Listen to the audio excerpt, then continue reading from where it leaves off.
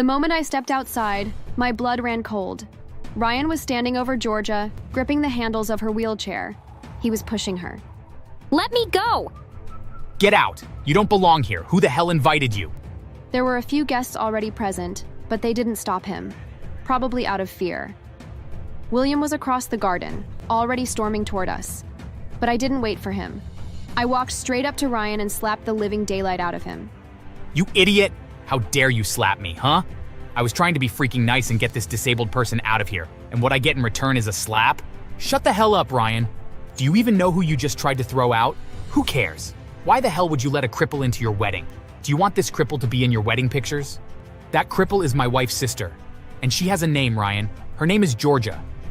Ryan sneered and scoffed. You're making a mistake marrying a cripple's sister. What if you end up having crippled children too?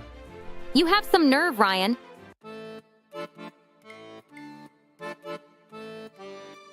Georgia and I had been alone for years. We lost our parents when we were still young. Too young to know how cruel the world could be. But we made it work. We had each other, and that was enough. I still remember the night she came home, face glowing, eyes bright with excitement. Chloe, I met someone. Oh? And? It was strange hearing her say that.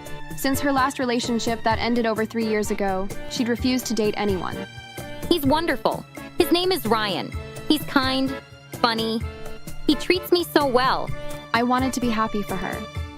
Really, I did. But I was scared.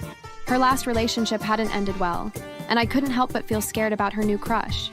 Georgia had always been the softer one between us, the one who believed in fairy tales, who thought love could fix anything. I, on the other hand, had always been the skeptic. I hoped she wasn't mistaking the mysterious guy's behavior for something else, but she looked so happy, so I pushed those thoughts away. Then I'm happy for you, Georgia. It's been long enough. You deserve your happy ever after. I was happy when she grinned and threw her arms around me in a tight hug. If only I had known what was coming. For the first week after Georgia announced to me that they'd started dating, she looked so happy. I rarely saw her in bad moods again.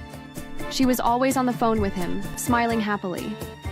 However, I soon started to notice her withdrawing, as well as other new things, like a faint discoloration on her wrist one evening, a barely there bruise on her cheekbone the next week. At first, I told myself I was overthinking it, but then it got worse. One night, Georgia walked through the door, her lips split open, a deep purple mark stretching across her forearm. I stood frozen, my blood running cold. What the hell happened to you? I tripped. It's nothing. I knew that was a lie. Whenever Georgia lied, she refused to look me in the eyes. And that's what was happening. Over the past month, I'd noticed so many new changes. Georgia never used to flinch when I moved too fast. She never used to jump when I raised my voice.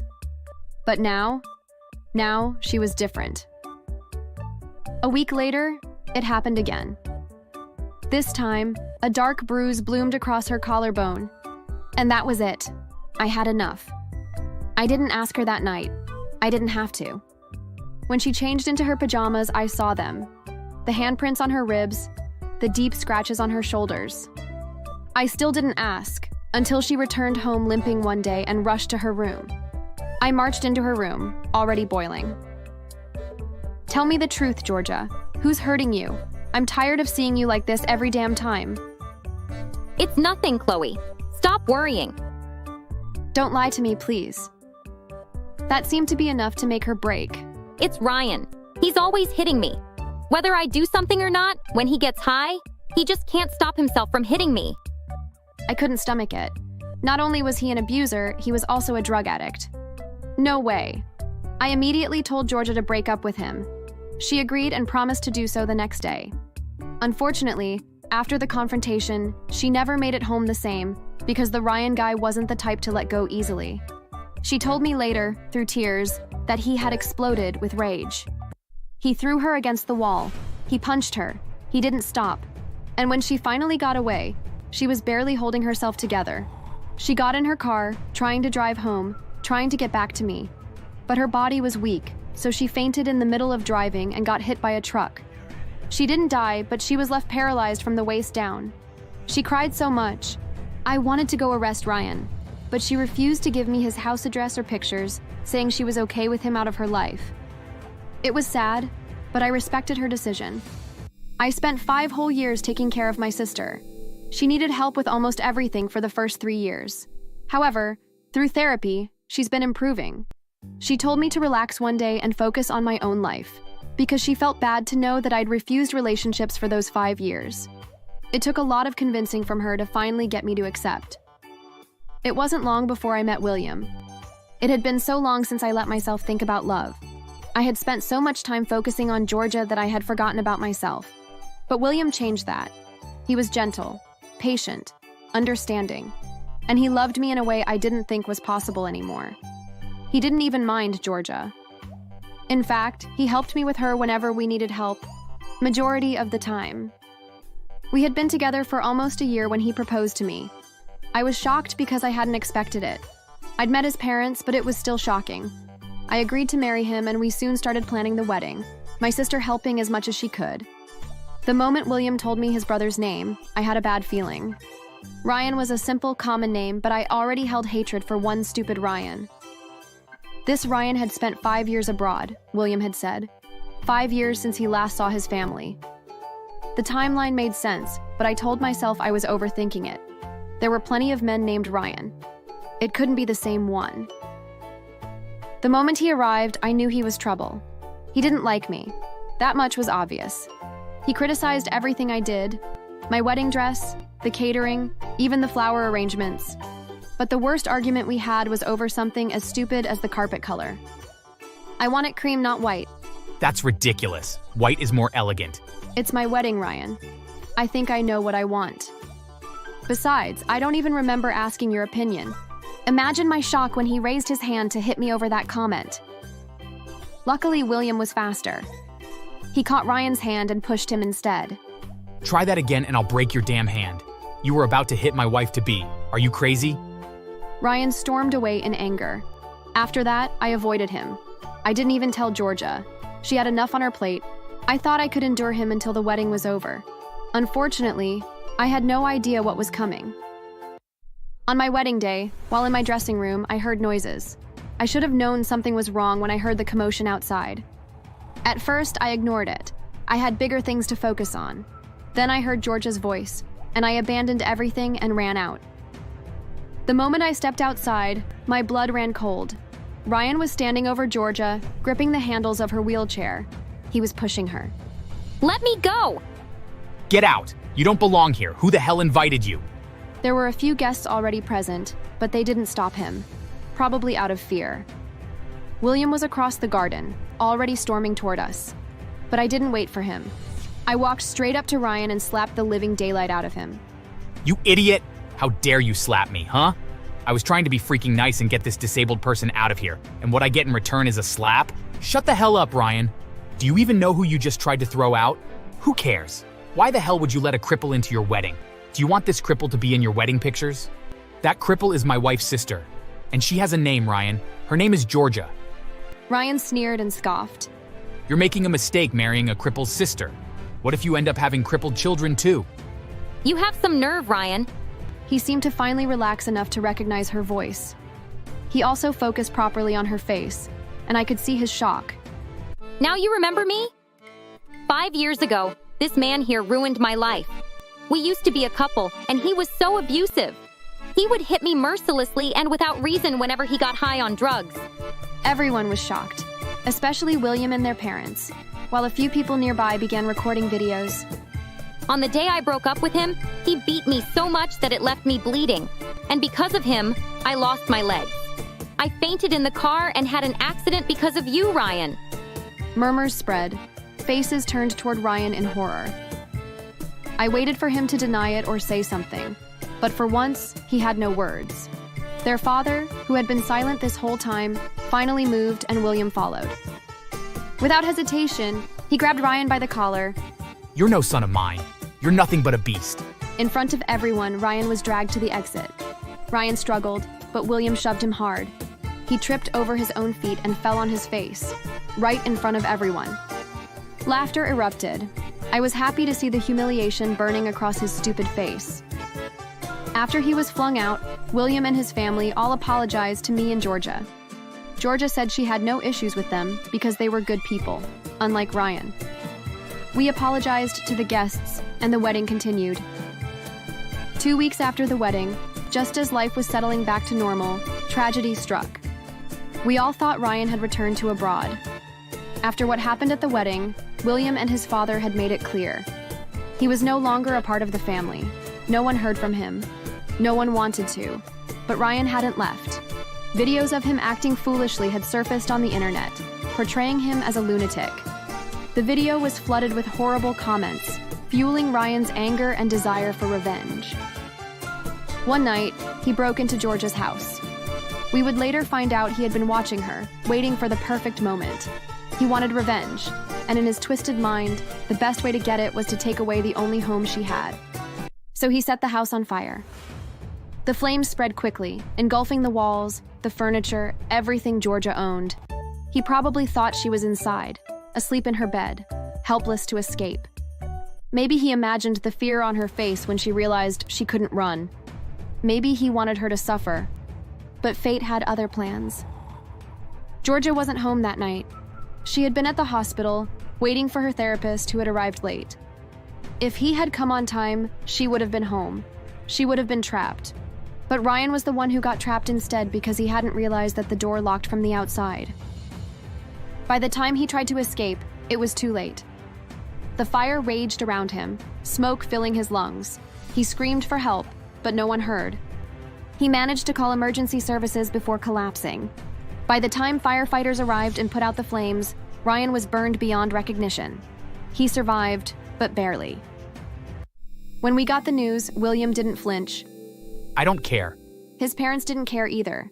They refused to see him. No one did. Ryan had made his choice. And now, he had to live, or die, with the consequences.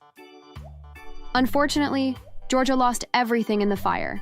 Every picture, every piece of clothing, every little thing she had left from our parents. It wasn't fair. But William's father stepped up. As an apology, he bought her a new house and helped her with a fresh start. He even got her a remote job, better than her current one, to make life easier for her. Meanwhile, Ryan lay in the hospital, covered in bandages, in pain beyond imagination. He had money saved up, and that kept him alive. For a while. But then the money ran out and his family still refused to help.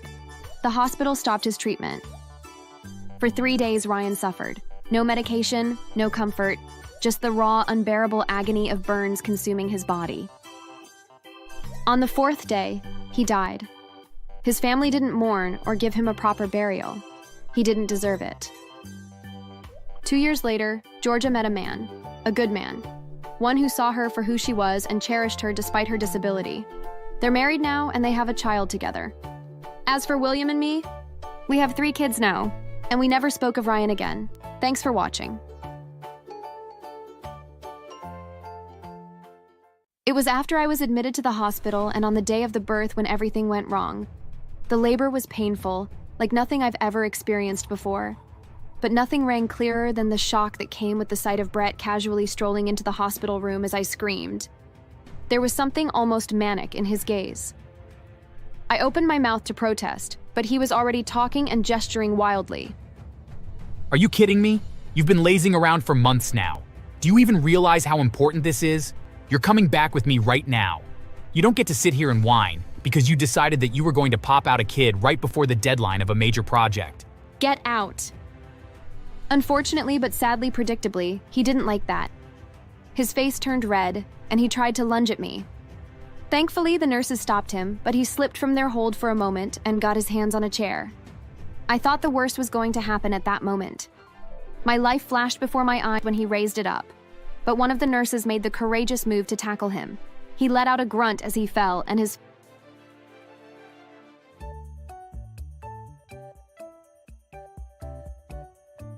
I'm Arya. I never thought I was anything special. I got okay grades that got me into a decent university, did pretty well in college, and landed a sweet job right after I got my diploma. Life was good, or so I thought. Don't get me wrong, the job itself was great. As a new finance associate for a local but highly successful chain business, the pay was good and my work felt meaningful. It was amazing to see how useful some of the stuff I learned in college was, and my coworkers always made me feel like I was a part of the company family. My old boss was a big part of that. She was an older lady that oversaw my training and got me settled, and everyone that worked there loved having her as our manager. Unfortunately for us, though, it was only after a year or two that she announced her retirement. It was bittersweet, but we celebrated for her and wished her well. And though it was tough to see her go, I figured that whoever would be brought to replace her would be another kind, responsible manager. Maybe even one of my friendly colleagues. It all changed when the owners introduced our new boss, Brett. The red flags were obvious from the very start. He was rude, abrasive, and had a short temper.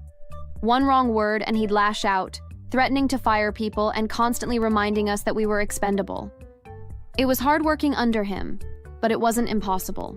That is, until the situation began to escalate. I can still remember the first incident vividly. A coworker had taken half a week to respond to a work email, which must have been frustrating, yes, if not for the fact that said coworker had been out that entire time to go and attend a funeral. There's no way it took you almost a week to respond to one email. One! What the hell do you think you're being paid to do? I'm sorry, I really am, but I sent you the reason why in that same email. I know I'm not stupid, but I'm starting to think you are. You think you can just ignore me like that? I'm your boss, do you hear me? Yes, I know, but I was at a funeral. My mom's funeral. What did you want me to do? The entire office was silently watching the exchange, all of us sympathizing with the coworker that clearly did not want to be there. But we were entirely unprepared for what Brett did next. His face turned bright red, and anger took over his face. Then, next thing we all knew, our coworker had been pushed backwards and onto his desk, groaning in pain as paper and supplies scattered everywhere. I still don't know how he didn't get fired after that incident, but the very next day, Brett walked in and our coworker didn't. Later, we all discovered that said coworker had turned in his resignation that same day. I remember one time, during a snowstorm, Brett forced an old colleague to walk his dog. Another time, he made an intern walk under the scorching sun to get him pizza, just because she came to work late. Another alarming time was when the company welcomed a new intern. Brett had been complaining for a while about our poor work ethic and how we needed to get it together, so we all thought he would be happy about having another set of hands on the deck. We were so wrong. This is what you call work? I'm sorry. I did my best, but you didn't teach me the system. And the only other person that was supposed to know how to do it was out. Oh, so it's my fault now? The poor kid looked terrified when Brett practically shoved his face up in hers, yelling about how she should have learned on her own and how the company valued resourceful employees, not whiny ones. An unfair statement considering the complexity of the system he was referring to and the fact that a brand new intern should never have had access to it in the first place. The girl started crying, and somehow, Brett took an even worse offense to that. So now I'm the bad guy for wanting you to do your work? Is that it?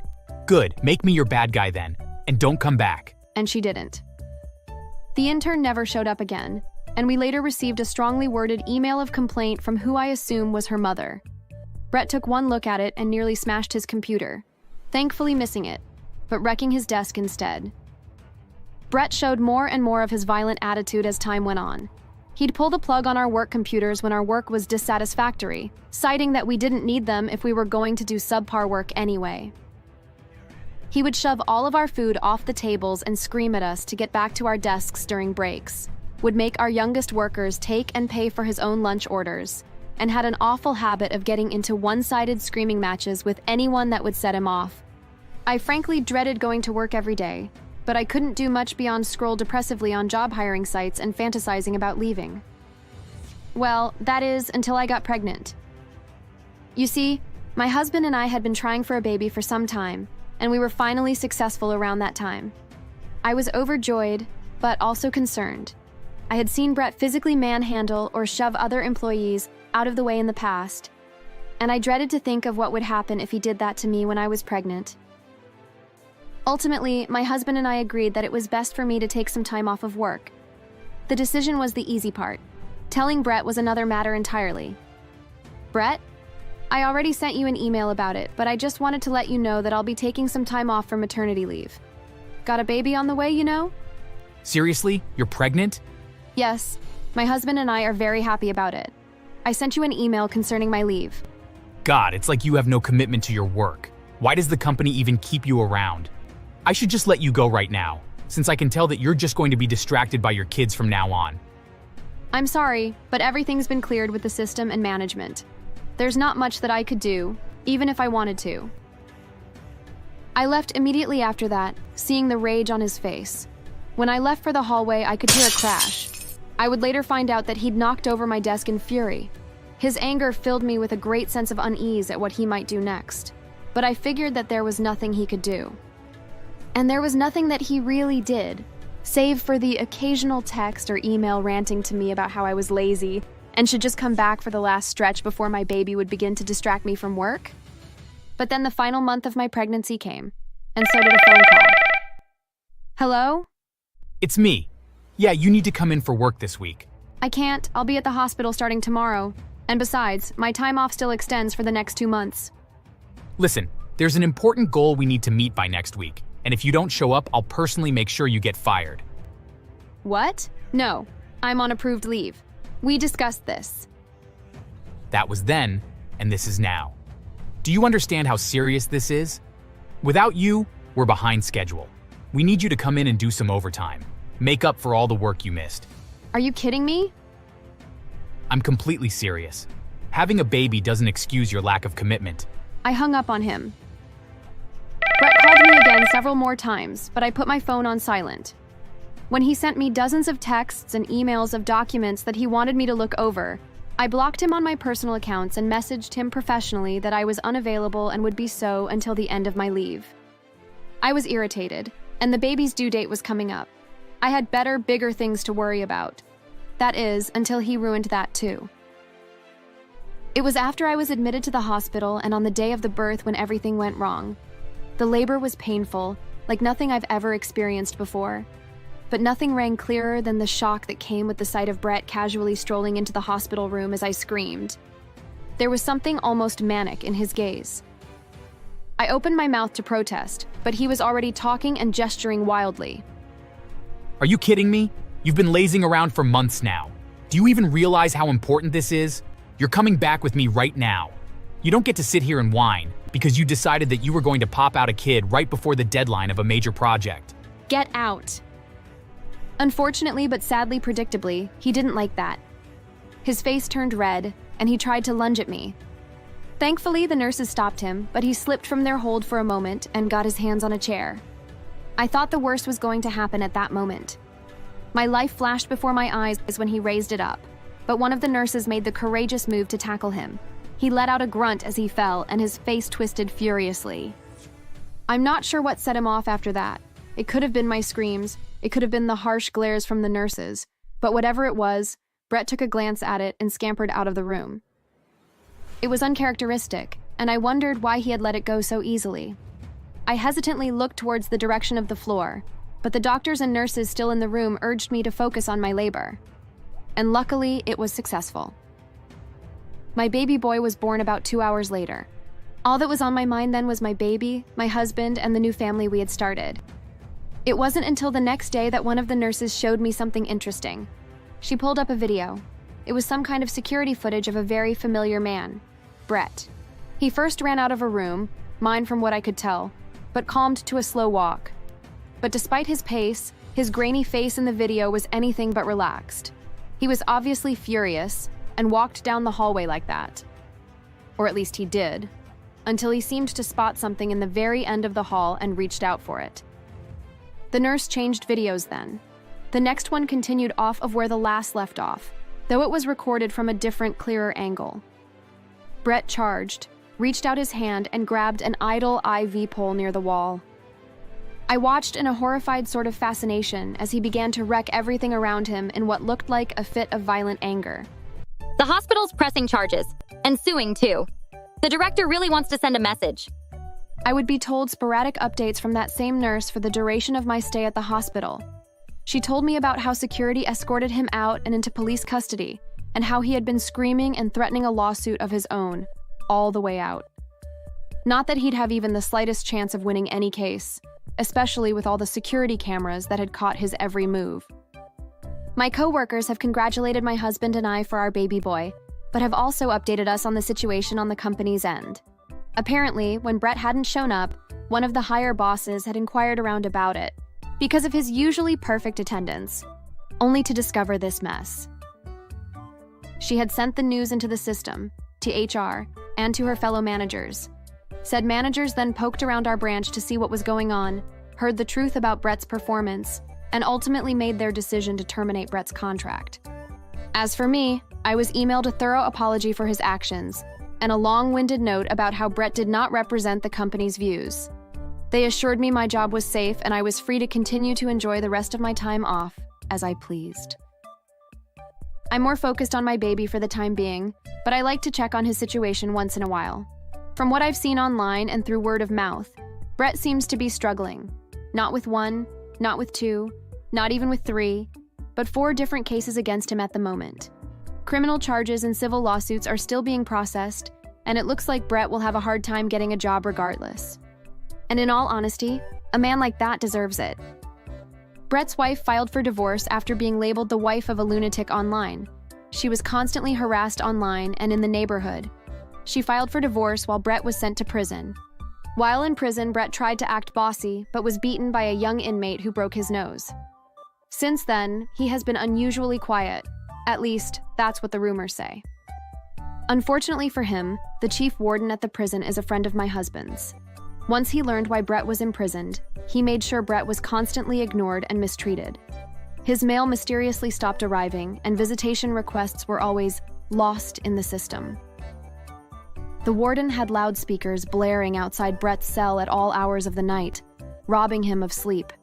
He also ensured Brett was assigned to the most grueling labor, scrubbing floors in freezing weather without gloves or proper clothing.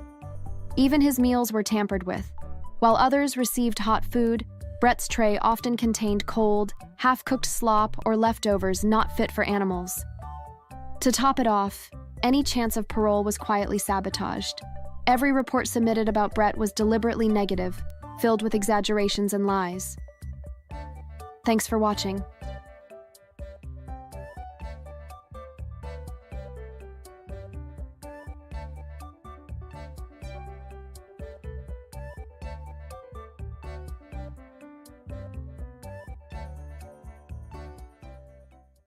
That betrayal became a breaking point I couldn't forget. I brought my dad over once, just once. He was having a rough day and kept calling Jake by his brother's name, Matt.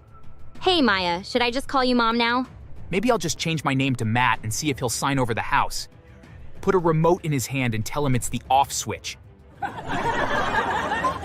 That's not funny. Oh, lighten up. Alzheimer's doesn't have to be all tears and tissue. He's not a cartoon. That's my dad. I helped him into the car, drove him home, and cried the whole way back. At a dinner party a few weeks later, Rita clinked her wine glass and said loudly, Let's be honest, Maya only landed Jake because she had a sob story. People laughed awkwardly. She continued, And that father of hers, a ticking time bomb in a cardigan. I froze. Jake chuckled along. I fled to the bathroom, locking the door and sobbing silently in the bathtub.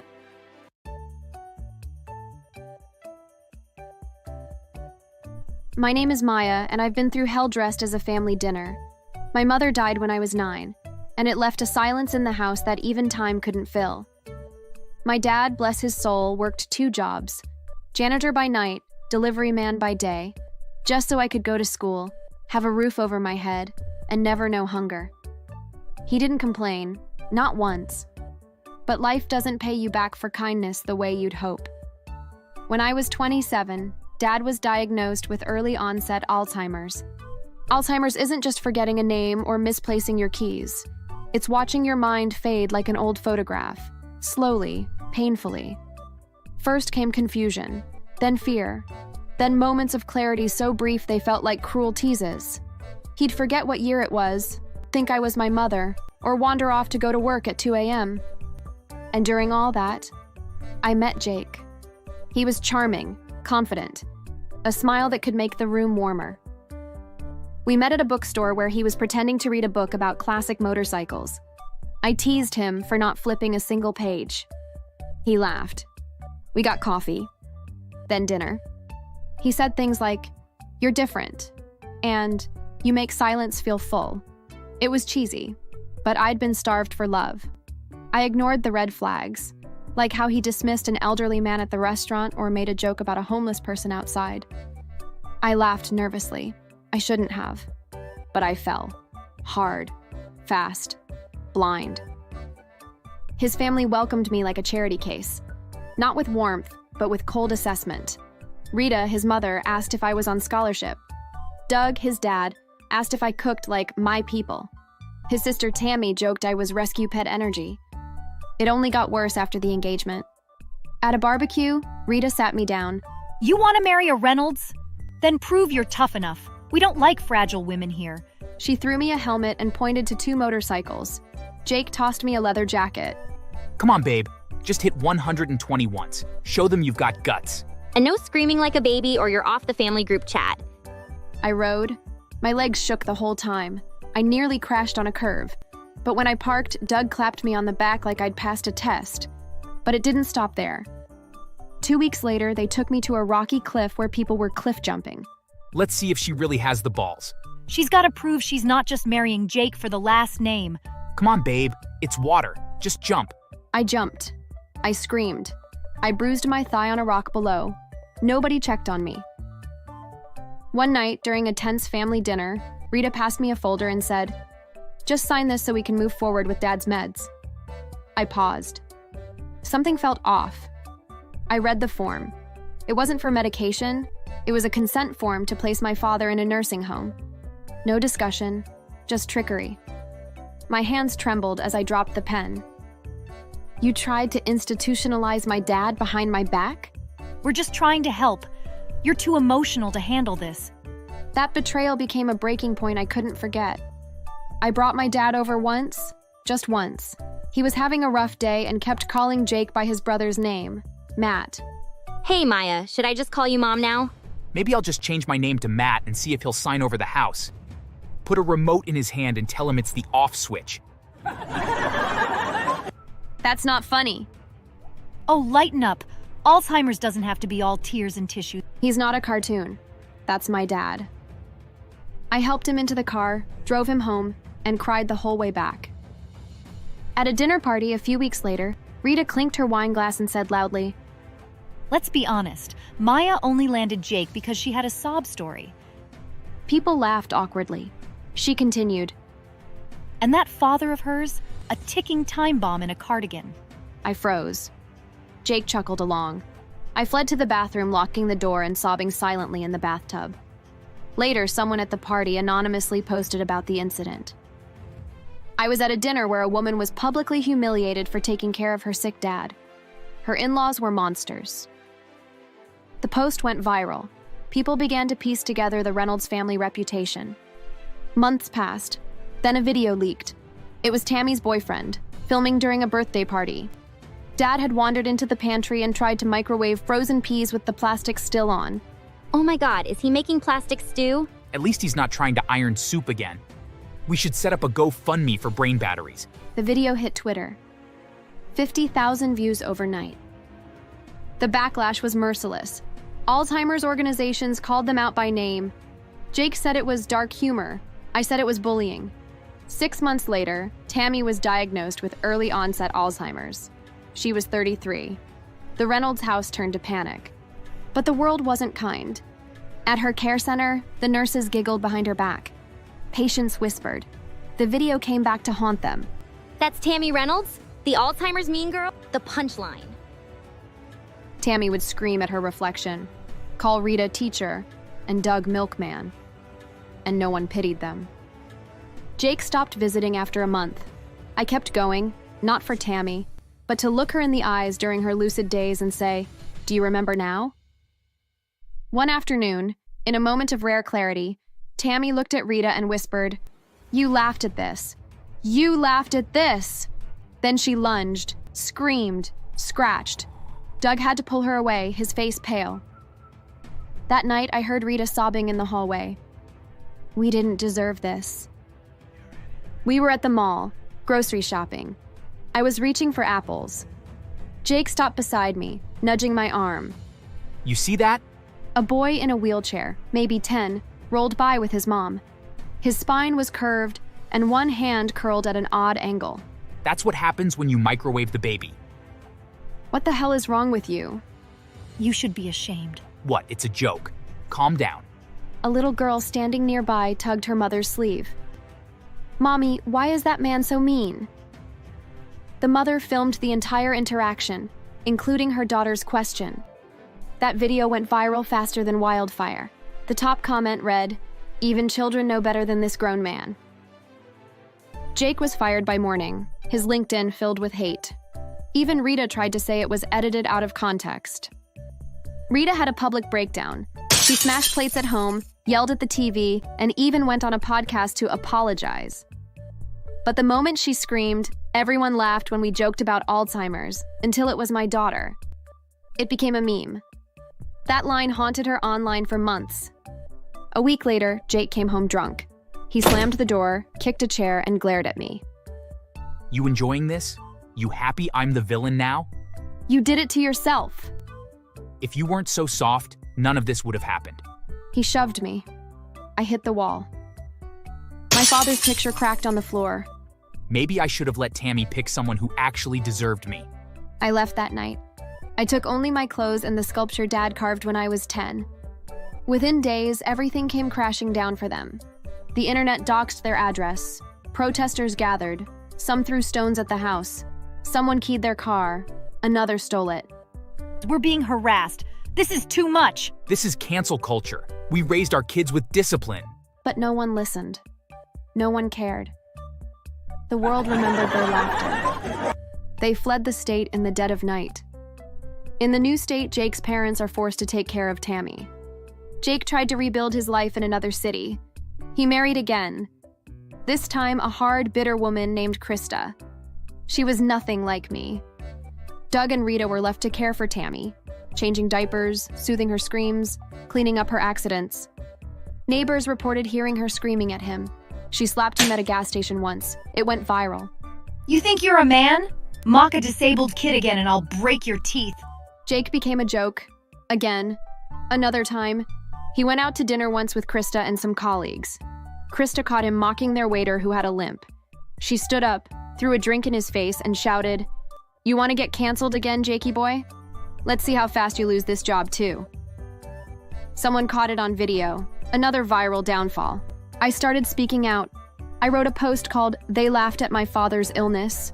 It struck a nerve. Alzheimer's support groups shared it. National caregivers networks reposted it. I was invited to speak at conferences. I told our story not for pity, but for truth. Now, I take care of my father full-time. He forgets my name sometimes, but he still hums the song Mom used to sing. That's enough. One morning, as I was brushing his hair, he looked at me, clear-eyed, and whispered, Maya, I always knew you'd survive them. I broke down right there. It was the first time he'd said my name in months. That was the moment I knew I was free. Sometimes I look at the viral videos of Jake and his family being humiliated, attacked, chased offline, and I remember they laughed at illness. They laughed at weakness. And now, no one's laughing with them anymore. Only at them. Thanks for watching. Please subscribe.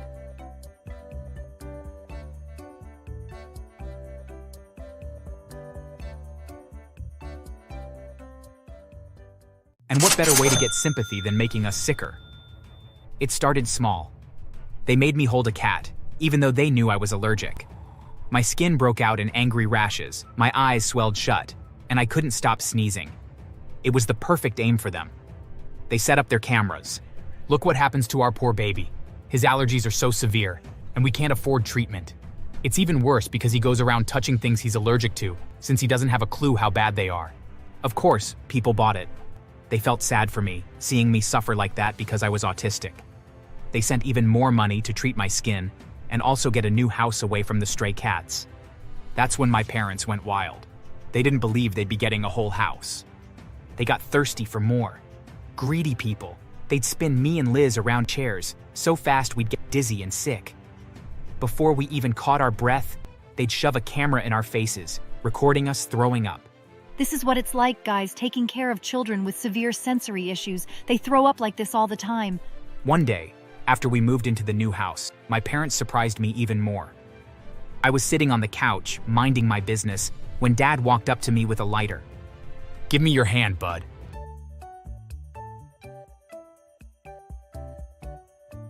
I don't remember the exact moment my parents turned into monsters. Maybe it was gradual, a slow decay of whatever goodness they once had. Or maybe they were always this way, just waiting for the right opportunity to show their true faces. But I do remember when everything changed. Before that change happened, life in our house was normal. Well, normal for us. My parents, Olivia and Michael, were content creators. They always had cameras set up around the house, filming pranks, lifestyle vlogs, or whatever was trending. It was their job, and I didn't really question it. At 6 years old, you don't ask why your parents are constantly talking to a lens instead of you. They never involved me or my little sister Liz in their content. Not at first. They were just mom and dad, and aside from the cameras, they were good parents. They played with us, read us bedtime stories, and tucked us in at night. Then one day, that all changed. It started with a woman on the internet, a creator, like my parents, but she had something they didn't, which were her children in her content. She posted a heartbreaking video about her son, how he needed surgery, and how she was struggling to afford it. People flooded the comments with love and sympathy. And then, someone donated $3,000 to help her. That was the moment my parents' eyes changed. They didn't say anything at first, but I saw the way they looked at each other, like something had clicked into place. The next day, my life as a normal kid was over. It started with small things. Mom and Dad sat me down in front of the camera and told me to repeat after them.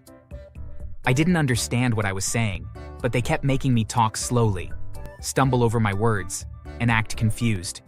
Josh, say it like this, sweetie. I can't talk well. But I can talk well. Josh, it's just for fun, like pretend, okay? Like when you play games with Liz. I didn't like it. Something about it felt wrong, but I was 6. I didn't know how to say no to my parents. So I did what they asked. They filmed me for hours, making me stutter, making me act like I couldn't form proper sentences. Every time I did it right, they cheered, like I'd just done something amazing. Then they sat in front of the camera, their faces twisted with fake sadness. Mom's voice cracked as she started speaking. Our son, Josh, he's struggling so much. He can't talk properly. He gets so frustrated because he can't express himself. We've been afraid to put him out here because we're scared of him getting bullied, but it didn't seem right. We shouldn't be ashamed of our own child.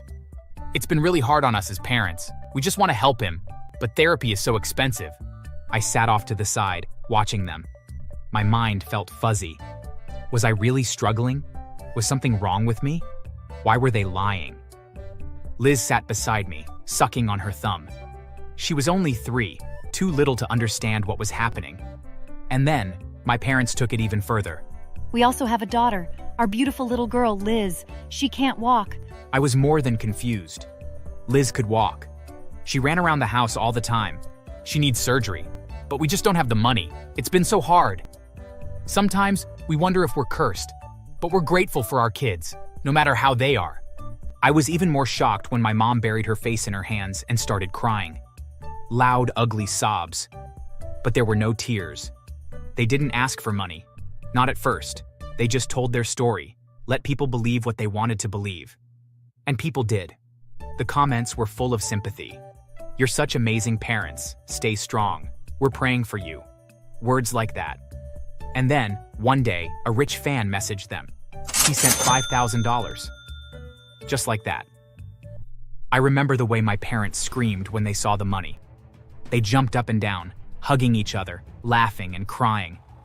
But this time, the tears were real. They quickly grabbed their camera. Dad started to film while Mom pretended to not know that he was filming. She knelt beside Olivia, still crying and hugging her. Baby, you're gonna get your surgery. The nice people online helped us. Oh my God, I can't believe this. It was then that Dad called her, laughing and acting like he'd just filmed Mom without her knowing. She went to the camera and began crying and thanking everyone. To the person who donated and those who prayed, you don't know how much this means to us. You've changed our children's lives. People were pushed to donate more sympathy, more money. By the end of the week, they had $10,000. And then they took it a step further. They hired a fake doctor for the fake surgery. They even created a fake surgery room and all. I thought everything would be better after Liz's fake surgery, but things didn't go back to normal. In fact, normal was long gone. For 2 months, Mom and Dad kept Liz in bandages and crutches. She had to limp around the house, even when the cameras weren't rolling. They wouldn't let her take the crutches off, not even to play. One time I caught her standing up without them when no one was looking. She sighed, wiggling her toes like they were stiff from being bound for so long. But the second Mom walked in, she grabbed the crutches and pretended to struggle. I saw the look in her eyes. She was scared. We both were. School had gone out of the question. Mom and Dad claimed they were homeschooling us, but we never learned anything. They couldn't risk sending us back, not when the school would see Liz walking just fine.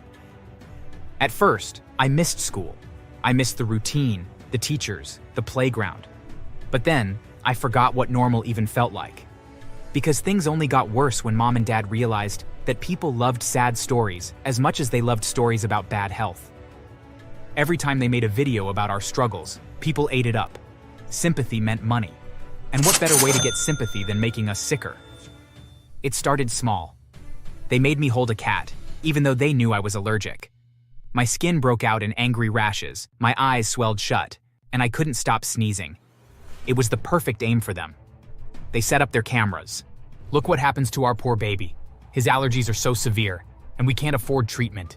It's even worse because he goes around touching things he's allergic to, since he doesn't have a clue how bad they are. Of course, people bought it. They felt sad for me, seeing me suffer like that because I was autistic. They sent even more money to treat my skin, and also get a new house away from the stray cats. That's when my parents went wild. They didn't believe they'd be getting a whole house. They got thirsty for more. Greedy people. They'd spin me and Liz around chairs, so fast we'd get dizzy and sick. Before we even caught our breath, they'd shove a camera in our faces, recording us throwing up. This is what it's like, guys, taking care of children with severe sensory issues. They throw up like this all the time.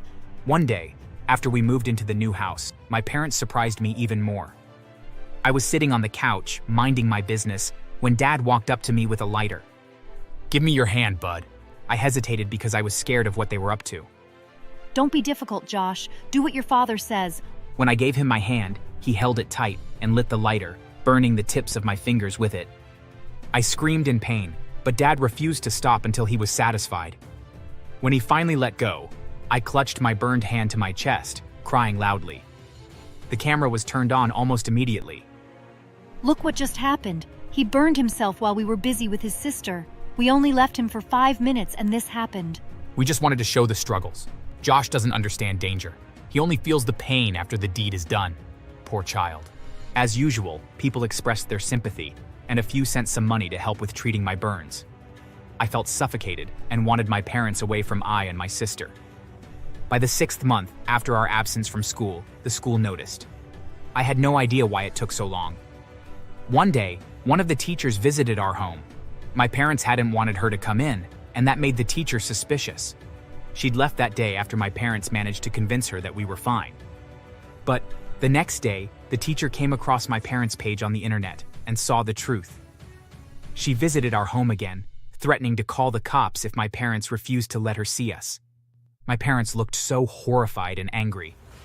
When the teacher tried to push her way in, he grabbed her by the throat and almost strangled her to death. Then my mom slapped her, and they pushed her away, warning her to not show her face at our house again. I lost hope to be saved. But the teacher didn't give up. She told the school about it and revealed my parents' social media pages.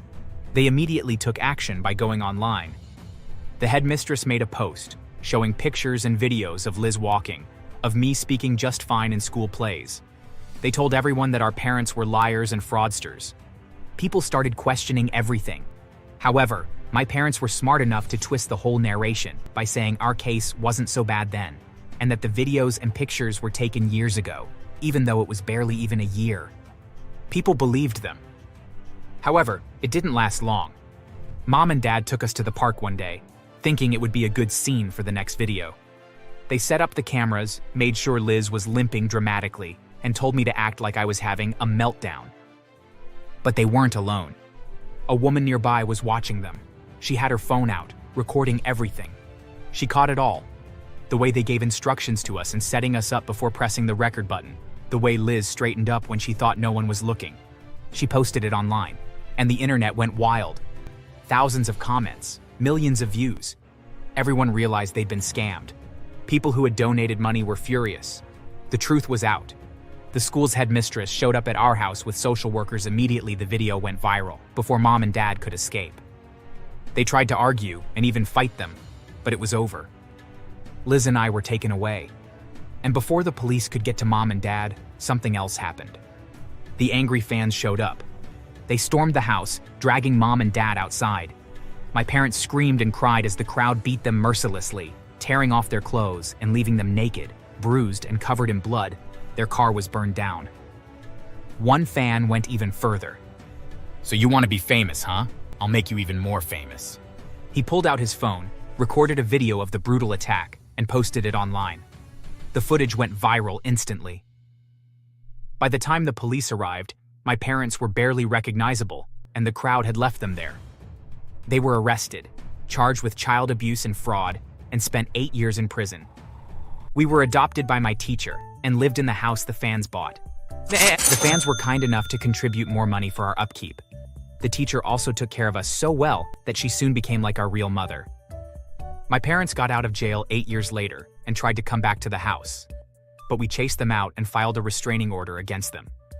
I'm currently 24 and Liz is 21. The last time we heard from our parents, they were working as cleaners at a factory. We didn't care about them, not after what they did to us, and not after we now have a lovely adoptive mother who shows us all the love we deserve. Thanks for watching.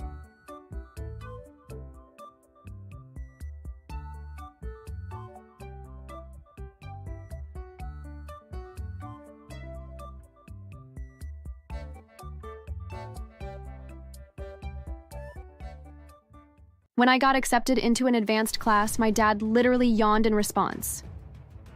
An advanced class, huh? It better not cost us any money. We need to pay for Jake and his friends to go camping next month. Thanks, Dad. That trip is really important to me, but at any rate, who cares? No one likes nerds, Denise. I care. It took a lot of effort and hard work to be accepted into the class, and don't worry, it doesn't cost anything. But it will help out later when I apply for college. Oh, okay. That's good because we really can only afford to pay for the trip right now. Oh my God, Dad. What is even the purpose for the trip? What did Jake do to earn the right for such an expensive trip? He works really hard in school, and he could use the break to unwind and relax. That's it? Yeah, moron. Mom and Dad don't want me becoming a basket case like you, so they make sure that I don't become stressed out. My blood was boiling, and my parents and Jake just laughed. They were clearly amused by how irritated I was. As we got older, Jake only got worse. He realized that no matter what he did, our parents would always take his side. So he took full advantage of it. He bullied me constantly, stealing my things, blaming me for his mistakes. And every time, my parents defended him.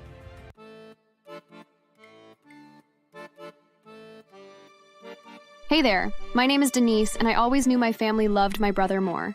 It wasn't even subtle. From the time we were kids, my parents made it painfully clear that they preferred Jake over me. I don't know if it was because he was their son or if there was some other reason. It really didn't matter.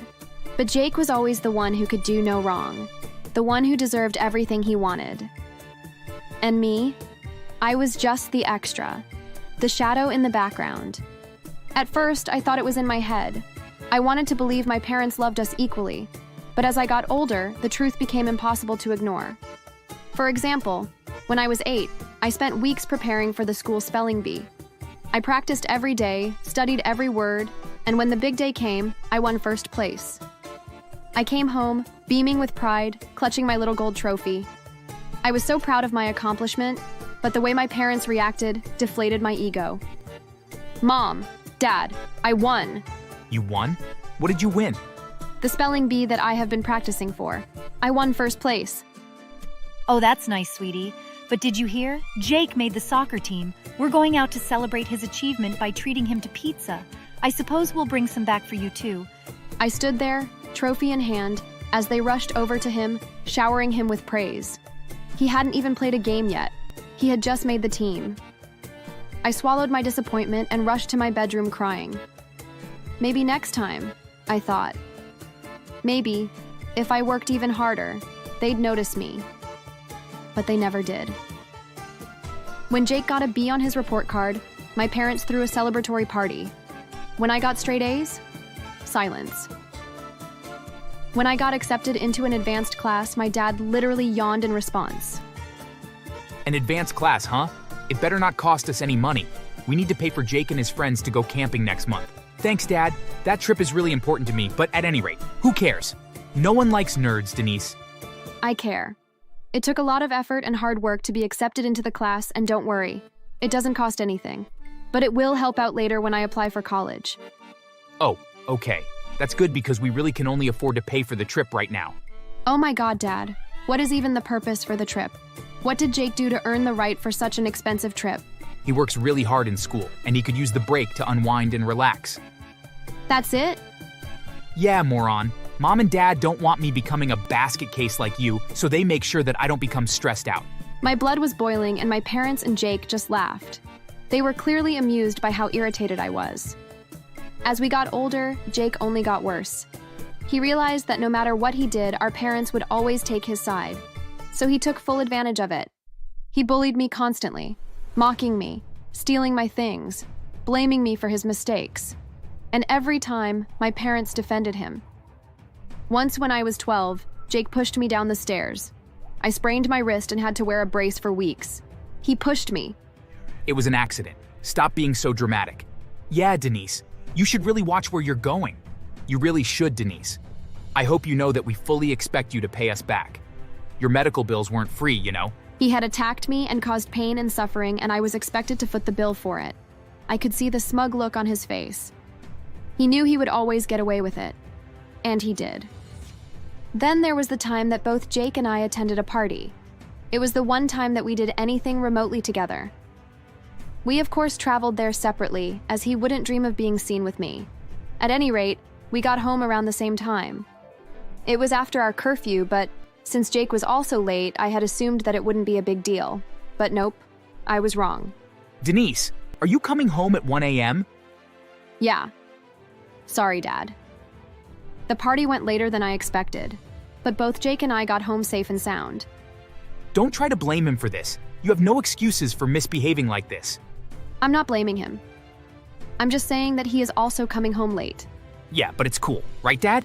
Of course, Jake. Boys will be boys after all. All I could do was roll my eyes. Meanwhile, Jake just walked into the house, and when I went to follow him in, my father pushed me backwards and then slammed the door in my face and locked me out. I was beyond angry.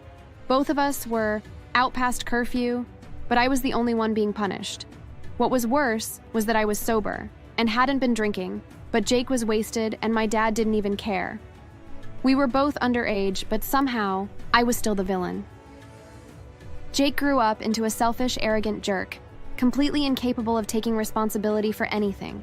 He barely graduated high school, jumped from job to job, and still, my parents worshipped him. Meanwhile, I worked my ass off. I got into college, earned a degree, and built a life for myself. But no matter how much I achieved, it was never enough for them. I had been living on my own for a few years, finally free from my family's constant favoritism. But they still found ways to disrupt my life. Jake was constantly asking for money, and my parents always expected me to help. Denise, can you lend Jake some money? He's having a rough time. Mom, he's always having a rough time. Besides, I just gave him money last month. What happened to that? Sweetie, you know how hard things are for him. He's trying his best. But what did he even spend the $2,000 on that I lent him? Oh, he went partying, I think. But he's working so hard that he needed to have a little fun. You understand, right? I was fuming. I really needed that money, and I knew that Jake would never pay me back. Jake wasn't trying at all.